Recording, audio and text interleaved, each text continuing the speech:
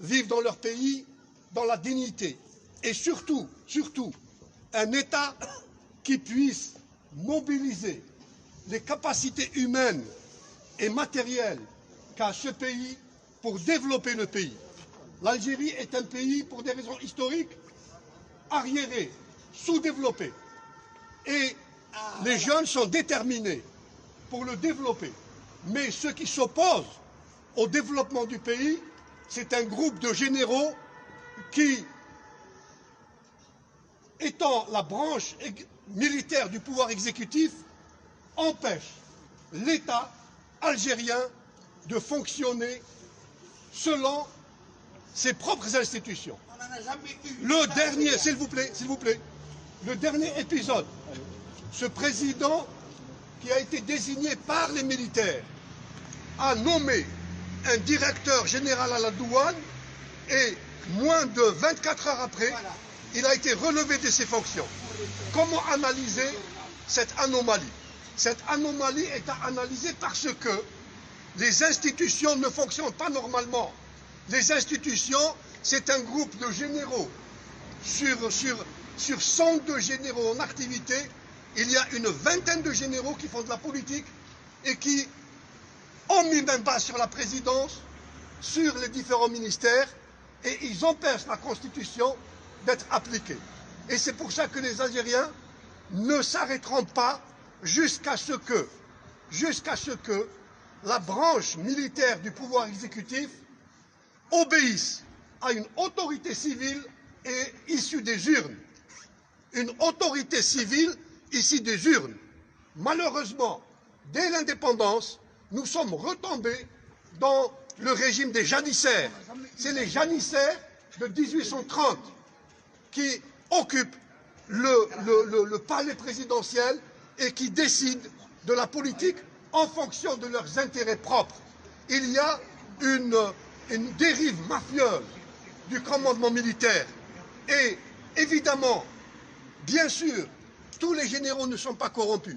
Mais nous demandons aux généraux qui ne sont pas corrompus de prendre leurs responsabilités, de laver l'honneur de cette armée qui a été salie par des généraux vendeurs de cocaïne, par des généraux qui sont impliqués dans des trafics de tout genre.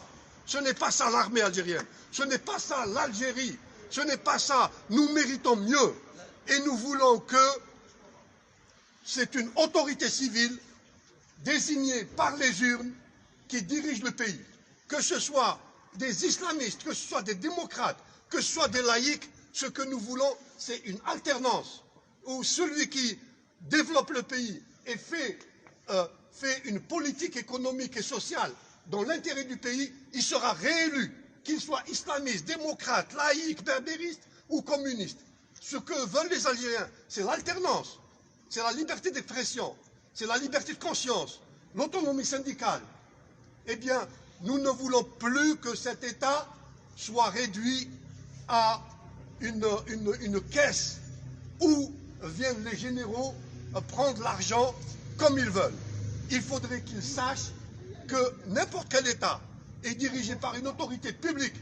Et cette autorité publique, c'est l'émanation du public, c'est-à-dire le peuple, et non pas l'émanation de groupes, de clans qui, parce que ce sont des militaires et ils ont les chars et la Kalachnikov, ils ont pour la volonté. C'est quoi un général? C'est quoi un général? C'est un haut fonctionnaire du ministère de la Défense. Pourquoi ce haut fonctionnaire désigne le député, le président et les maires? Pourquoi le haut fonctionnaire des PTT ou de l'industrie ne désigne pas le président? Eh bien parce que le haut fonctionnaire du ministère de la Défense, lui, il a la Kalachnikov. Eh bien nous avons un mot dans le dialecte algérien. Le Hugra. C'est parce qu'ils ont des chars. Et c'est nos chars, c'est nos Kalachnikov.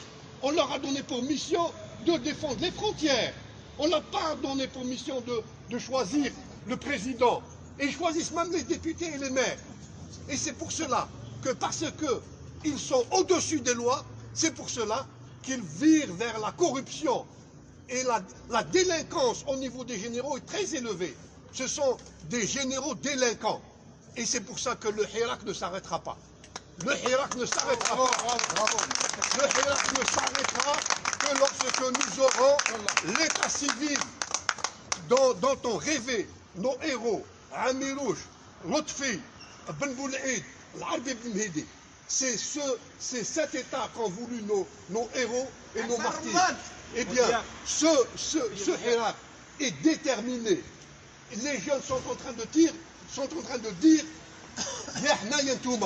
parce que l'enjeu est trop grand. C'est un enjeu historique, c'est un enjeu politique. Nous ne voulons plus que des milliers de jeunes quittent le pays et au prix de leur vie. Mais comment arriver à cela? Comment arriver à cet objectif? C'est en ayant un État. Nous n'avons pas d'État.